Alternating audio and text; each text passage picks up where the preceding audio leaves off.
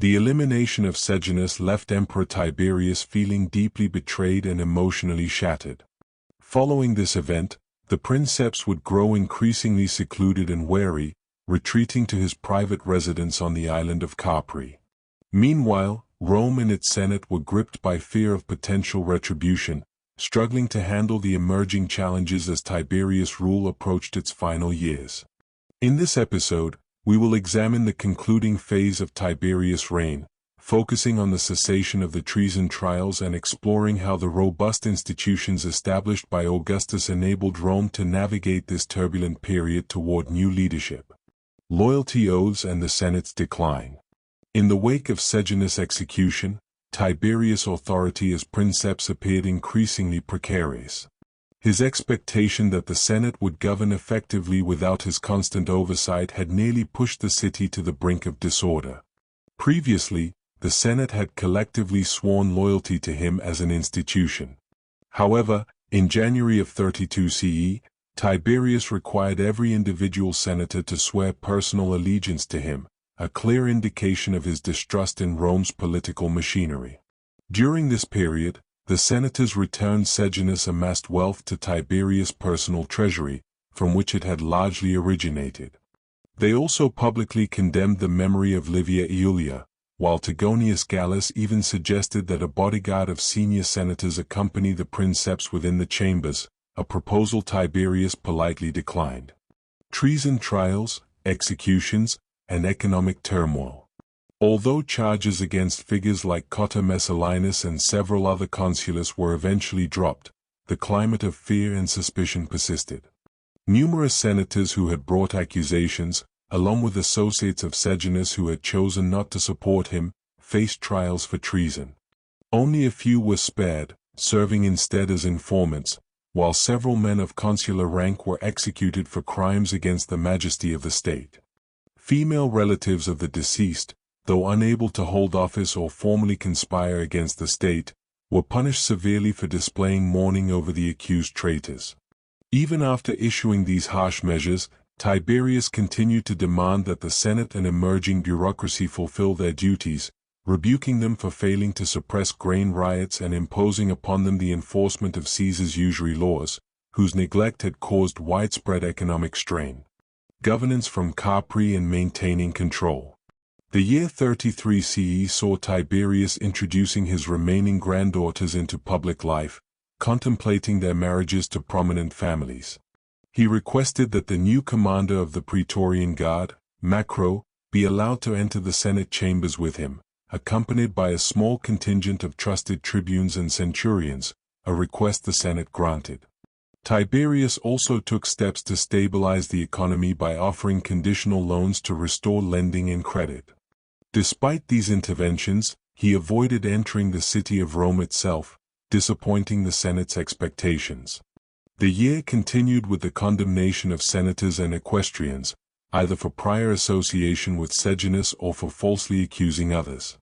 Many anticipated the verdicts and preemptively took their own lives through starvation or other means. Among those who died were Drusus, the son of Germanicus, followed soon after by Agrippina, whom Tiberius had long disliked, then Plancina, and eventually Tiberius' close friend, Marcus Coecus Nerva, who starved himself. The years 34 and 35 CE unfolded in a similar fashion. Allegiances and complicity with Sejanus were scrutinized to the fullest extent to prosecute senators and equestrians. Very few were spared, and those who were typically held positions of considerable power or enjoyed support that Tiberius could not challenge. For example, Lentulus Catulicus remained untouchable as the commander of one of the Rhine armies, while the other was under the command of his father-in-law. Consequently, punishment was carried out against less powerful figures such as the former aedile Abudius Ruso. Even the former king of Armenia, Tigranes IV, became entangled in the ruthless political upheaval orchestrated by Tiberius and was ultimately condemned and executed in 36 CE, coinciding with unrest along Rome's eastern frontier. Rome versus Parthia, Armenia as the strategic chessboard. When Artaxias III, the Roman-appointed king of Armenia, died in 34 CE, Artabanus, the Shahanshah of the Parthians, seized the opportunity to place his son Arsaces on the Armenian throne in 35 CE. Confident in his expansion, Artabanus demanded that Tiberius hand over the treasure of von Wanzai, which had been held in exile during Germanicus' tenure, and threatened to invade Cappadocia if his demand was ignored. However, within the Parthian court, many nobles disapproved of Artabanus' aggressive move, viewing Arsaces as a legitimate member of the royal family, long overseen by the house of Augustus. In response, two Parthians, Sejanus and Abdus, dispatched an envoy to Tiberius, proposing that Phraates, the son of Phraates IV, ascend the Parthian throne. They argued that Phraates, raised under Roman supervision and belonging to the Arsacid lineage, would be widely accepted by the Parthian nobility. Finding this strategy advantageous, Tiberius quickly arranged for Phraates to be transported to Syria for his installation. Artabanus, however, discovered the scheme and retaliated by having Abdus poisoned. Tiridates and the Roman Iberian intervention. Undeterred, Tiberius and Sejanus proceeded with another candidate, Tiridates. Utilizing diplomatic influence to resolve an internal conflict in Caucasian Iberia, Tiberius persuaded kings Pharasmanes and Mithridates to lead a campaign into Armenia to install Tiridates. Mithridates eagerly undertook this mission, bribing Arsaces' retainers to poison him and swiftly seizing Artaxata. Artabanus responded by sending his son Orodes with a substantial army into Armenia. Yet, Orodes' forces were outnumbered, as Pharasmanes had brought reinforcements from the Caucasian Albani and allied Sarmatians. Pharasmanes successfully provoked Orodes into single combat, wounding him and causing the Parthian forces to retreat, allowing the Iberians to secure Armenia on behalf of Tiberius with minimal casualties. Artabanus' counterattack and Tiridates setback. In 36 CE, Artabanus launched another campaign to reclaim Armenia. Despite being outnumbered, the Iberians exploited their superior knowledge of the terrain to disrupt Parthian movements.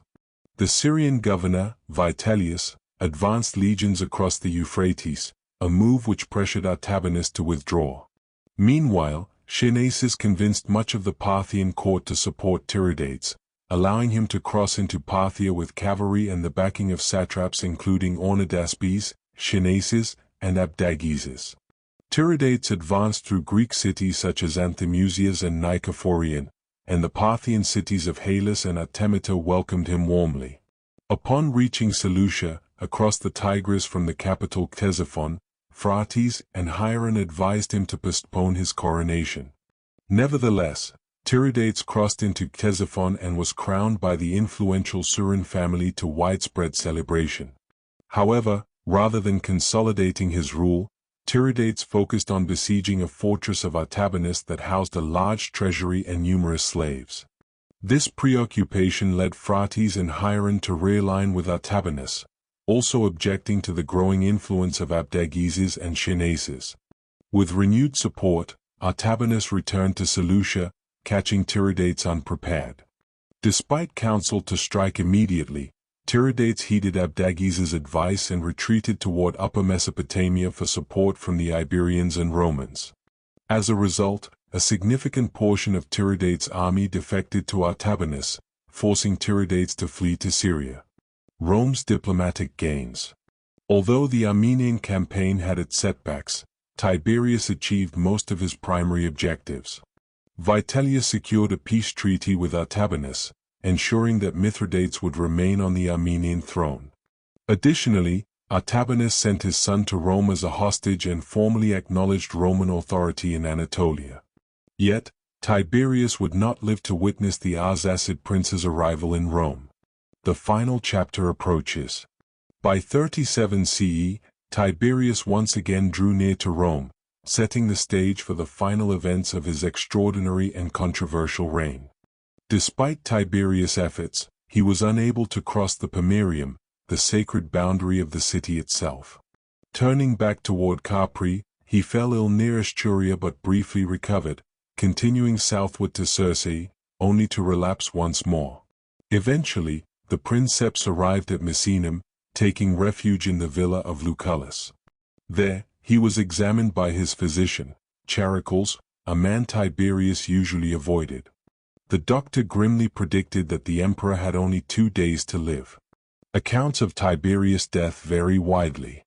The Roman historians Tacitus and Cassius Dio recount that Tiberius fell into a coma and was presumed dead, only to awaken and request food while Gaius Caesar, the grandson of Germanicus, was receiving congratulations.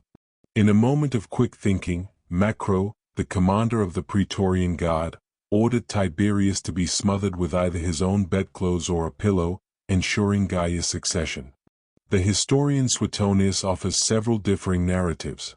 One suggests Gaius poisoned Tiberius slowly, another claims he was starved to death, and yet another describes that while in a coma, his ring was removed and, when he awoke and asked for it, he was smothered by Gaius.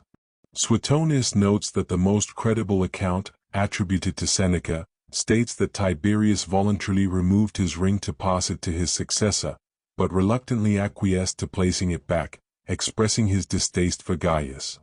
Left alone in his final moments, Tiberius lay motionless before calling for attendants who failed to respond.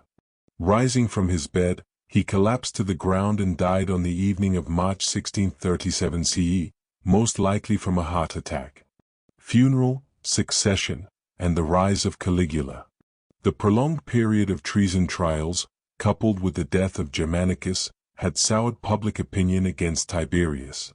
When news of his death reached Rome, the people celebrated, even calling to display his body on the Gemoniae. Despite public jubilation, Gaius, Macro, and the senators honored Tiberius as his body was transported from Misenum to Rome.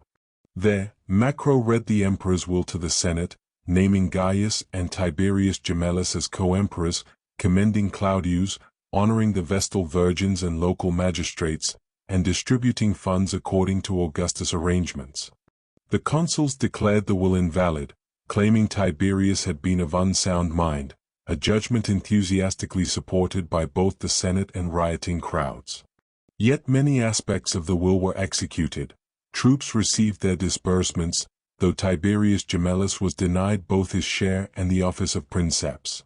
While the Senate initially demanded full deification and the same posthumous honors accorded to Augustus, the new Emperor Gaius denied these requests.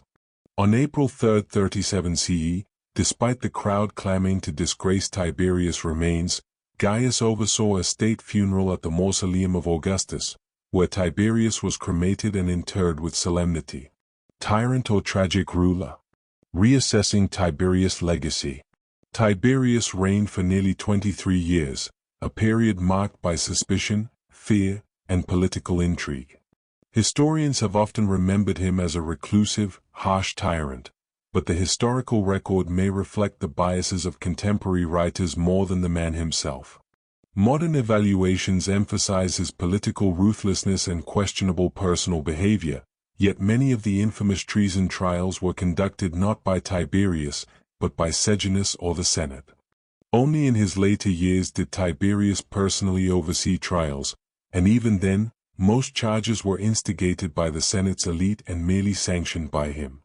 Before Sejanus' betrayal, Tiberius expected the Senate to manage its own affairs and intervened only when necessary, taking cases like Granius Marcellus, Libo Drusus, and Calpurnius Piso seriously, not out of ambition, but because his authority demanded oversight.